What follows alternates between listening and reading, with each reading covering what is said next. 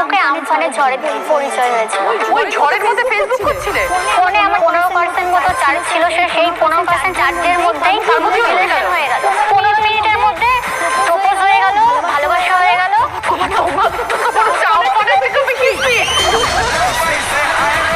তারপর ও একটা voice message পাঠায় আমাকে, শোনার পর আমি বলছি এত কিউট ভয়েস মেসেজ পাঠিয়েছে, এত কিউট একটা ছেলে।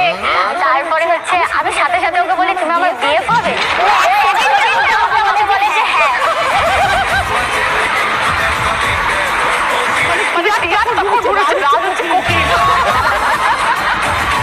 তারপরে তো আমি দেখলাম যে এরকম করে ফোনে চার্জও নেই, আর এখন বললো হ্যাঁ পরে যদি রিজেক্ট আমাকে করে দেয় তার থেকে ফেসবুক পাসওয়ার্ডটা এখনই চাই।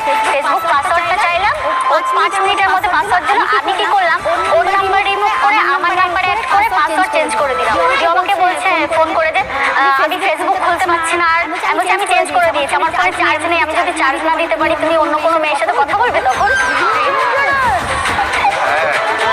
তারপরে 3 মাস পরে একসাথে পড়তে গেলাম, তো পড়তে গিয়ে প্রথম দেখলাম, ও বলছে তোমাকে সামনাসামনি দেখে আমি চিনতে পারিনি। ছবিতে একরকম সামনে কোনো একরকম। কোনটা ভালো লেগেছে? সামনেটা না ছবিটা? সামনেটা আমার ভালো লাগেনি। আমি চিনতেই পারিনি যে এটা সেই মেয়ে।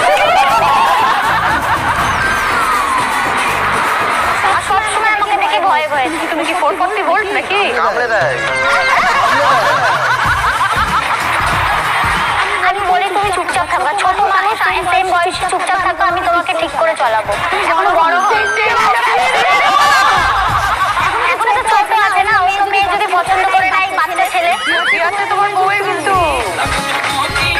বিয়েটা কিভাবে হলো? বাড়ির লোক মেনে নিয়েছিল? 3 মাস দেখা হয়নি, 9 মাস যখন আমাদের রিলেশনের এজ, তখন ঠিক করলাম যে ঝামেলা হচ্ছিল। আমি ওকে বললাম কি যে তাহলে চলো বিয়ে টিয়ে করে নি। তারপরে বললো কি ঠিক আছে চলো বিয়ে করে নি। 3 বার বিয়ে করেছি, বাড়ির লোক তো মানে 3 বার বাড়িতে বিয়ে করেছি।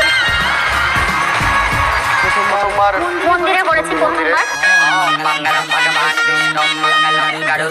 কেউ মানলো না? মানলো না। পরের বার করলাম, প্রবলেম। পরের বার কোথায় করলে? পরের বার এমনি এমনি রাস্তায় করে নিয়েছি। আর কতবার মন্দিরে যাবো?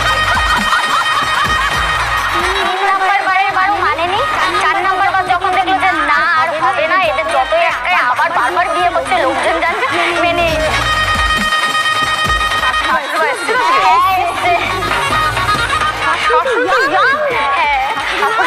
হ্যাঁ বলুন। 7 নম্বর বার বিয়ে করে চলে এলো বাড়িতে, কি করলেন আপনি তখন?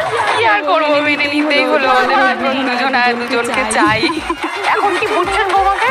বৌমা খুবই ভালো, আমার তো মেয়ে নেই, পুরো আমার মেয়ের জায়গাটা দখল করে নিয়েছে। আমার মন জয় করতে পেরে ভীষণ ভালো। আর দিদি হচ্ছে আমাদের একটা ইউটিউব চ্যানেল আছে রাষ্ট্রীয় অফিসিয়াল, ডেইলি ব্লগ, সারাদিন যা করি ওর সাথে যা করি